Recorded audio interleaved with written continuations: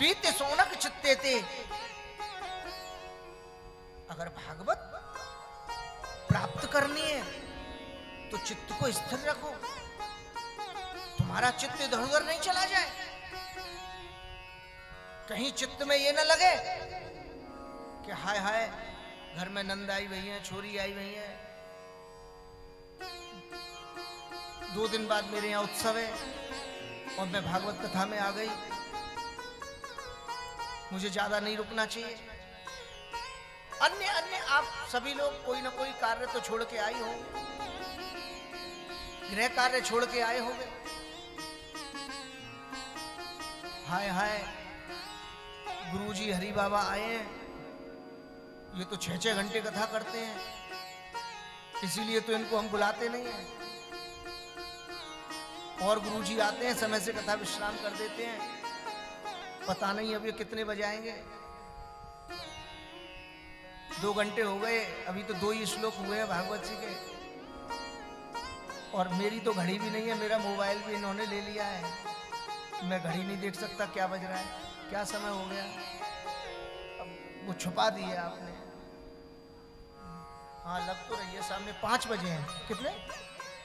5 बजे है ना, समय तो 7:30 तक का है, 7:30 7 8 का है ना पक्का? नहीं मुझे आशा जी कितने समय तक? 6?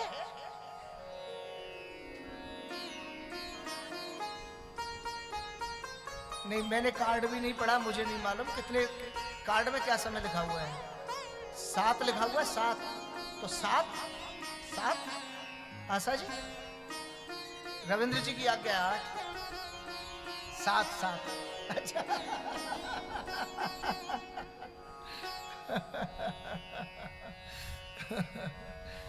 नहीं मेरे साथ ये चक्कर पड़ जाता है, जब कथा प्रवाह होता है तो फिर समय का मुझे ध्यान नहीं रहता, या तो सामने घड़ी हो, जैसे आजकल मोबाइल रखने लगा हूँ सामने तो उसमें याद आती है तो समय देख लेता हूँ। इस समय मोबाइल मेरा उनके पास है, मेरे पास नहीं है। तो चलो सामने भी घड़ी लगी हुई है, लेकिन ये बॉक्स लगा हुआ है, इसकी वजह से वो नहीं दिख रही है। मुझे क्या लग रहा था, मैंने कहा कहीं 6:30 तो नहीं बज गए, तो मैंने कहा 7 बजे तक का समय है, मुझसे इंदु माता जी ने कहा था 7 बजे तक का समय है। बोलिए भागवत भगवान की और प्रिय जन। उसी समय गुरुजी सूत जी महाराज ने ऋषियों से कहा, बोले ऋषियों ये मैं नहीं कह रहा हूं, ऐसा सुखदेव जी ने भी कहा, ऐसा सुखदेव जी ने भी कहा। जिस समय देवताओं को पता चला कि सुखदेव जी राजा परीक्षित को श्रीमद् भागवतामृत का पान करा रहे हैं, तो उसी समय देवता लोग एक अमृत कलश ले आए। सुखम नत्वा बदन सर्वे स्वकार्य कुशलासुरा।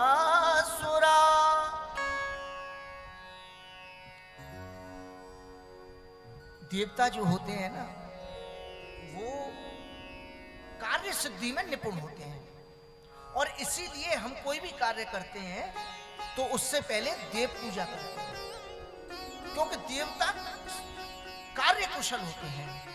तो उनसे हम विनती करते हैं कि हमारे यहाँ कोई भी धर्म, कोई भी कार्य हो रहा है, चाहे विवाह हो, चाहे गृह प्रवेश हो, चाहे कोई भी पूजा हो, चाहे फैक्ट्री का मुहूर्त हो, चाहे दीपावली पूजा हो, कोई सी भी पूजा हो, तो सबसे पहले देव पूजा करते हैं। तो स्वकार्य कुशल स्वराहा, देवता लोग कार्य कुशल बहुत हैं, इसलिए उनको बुलाया जाता है कि जैसे आप सभी कार्यों को पूर्ण करने में कुशल हैं, हमारे भी कार्यों को कुशलता पूर्वक पूर्ण कीजिए। तो देवताओं ने देखा कि ये भागवतामृत एक मात्र मनुष्य को, परीक्षित को सुखदेव जी पिला रहे हैं। अरे सुखदेव जी को ये नहीं मालूम कि श्रीमद् भागवत का क्या तत्व है। ये इस मरने वाले जीव को, जिसकी दृष्टि में ये है कि मैं आज से 7वें दिन मर जाऊंगा, तो केवल जीवन की रक्षा के लिए और इतना बड़ा दिव्य अमृत, भागवतामृत, एक तुच्छ जीव के लिए जो जीवन और मृत्यु के संकट में फंसा हुआ है, उसको सुखदेव जी भागवतामृत पान करा रहे हैं। सुखदेव जी को हो क्या गया है? चलो हम सुखदेव जी को समझाते हैं। और राजा परीक्षित को अगर जीवन की इच्छा है तो उसके लिए अमृत ले चलते हैं। अमृत का कलश लिया और जैसे ही आई, अमृत कलश देखा सुखदेव जी ने, और राजा परीक्षित के नेत्र बंद हैं और राजा परीक्षित श्रीमद् भागवत अमृत में डूबे हुए हैं, दिव्य कृष्ण तत्व में डूबे हुए हैं। उन्होंने नेत्र भी नहीं खोले। देवता आ गए, अमृत आ गया, लेकिन राजा परीक्षित को अमृत की चाहना नहीं है। राजा परीक्षित को तो कृष्ण तत्व की प्राप्ति का आनंद आ रहा है, इसलिए राजा परीक्षित कृष्ण तत्व में डूबे हुए हैं, भागवत तत्व में डूबे हुए हैं। अमृत आ गया, राजा परीक्षित को कोई मतलब नहीं। उसी समय सुखदेव जी ने देखा कि देखो मेरा परीक्षित जो कृष्ण तत्व में डूबा हुआ है, और इन देवताओं को देखो, इन देवताओं को देखो। श्री राधे, कि ये स्वार्थी कृष्ण तत्व की प्राप्ति के लिए राजा को अमृतपान कराना चाहते हैं, खुद कृष्ण तत्व की प्राप्ति करना चाहते हैं, और राजा को इस योग्य भी नहीं समझते कि वो भागवत तत्व के योग्य है। ना ना ना, ये तो स्वार्थी है, ये तो स्वार्थ कर रहे हैं।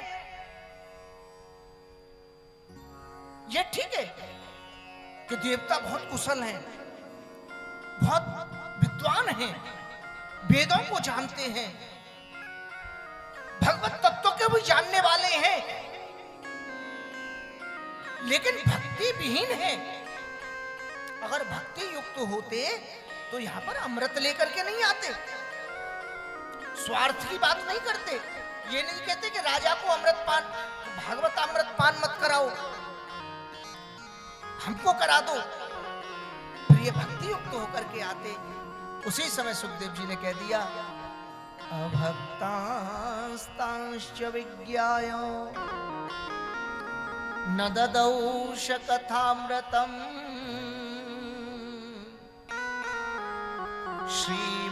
श्रीमद्भागवती वार्ता सुराणामपि दुर्लभम्। नहीं, देवराजेंद्र, समस्त देवताओं, तुम भागवत के योग्य नहीं हो, तुम भागवत तत्व के योग्य नहीं हो,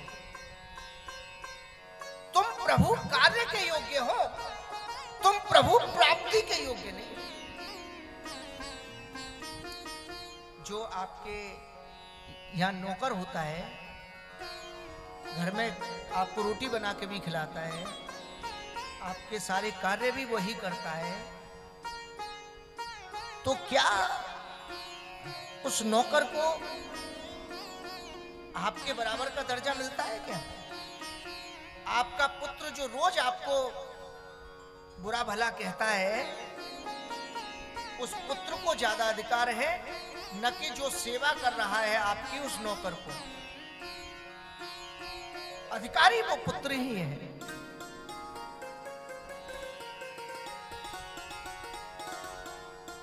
क्योंकि वो पुत्र आपसे कुछ भी कह सकता है, कुछ भी कर सकता है, लेकिन जिस समय आपको चोट लगेगी तो तो नौकर को दर्द नहीं होगा, उस पुत्र को दर्द होगा। जिस समय आपको चोट लगेगी, जिस समय आपका स्वास्थ्य खराब होगा, तो नौकर ऑफिस आपके पुत्र को ही फोन करेगा कि आपकी माताजी की तबीयत बहुत खराब हो गई है, जल्दी आ जाएंगे। वो आपको तुरंत हॉस्पिटल नहीं ले जाएगा, तुरंत आपका उपचार नहीं कराएगा। इसलिए भगवान का स्वजन बनना पड़ता है, और वो स्वजन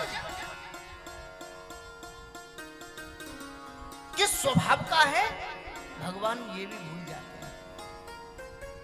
भगवान ये भी भूल जाते हैं। और फिर भगवान क्या कहते हैं, जो मोहे भजे भजू में ताको, एक पल नहीं बिसराऊं। जो मुझसे प्रीति रखता है, मैं उससे प्रीति रखता हूं। वो मुझे भूल सकता है, लेकिन मैं उसे नहीं भूल सकता। तो प्रियजनों,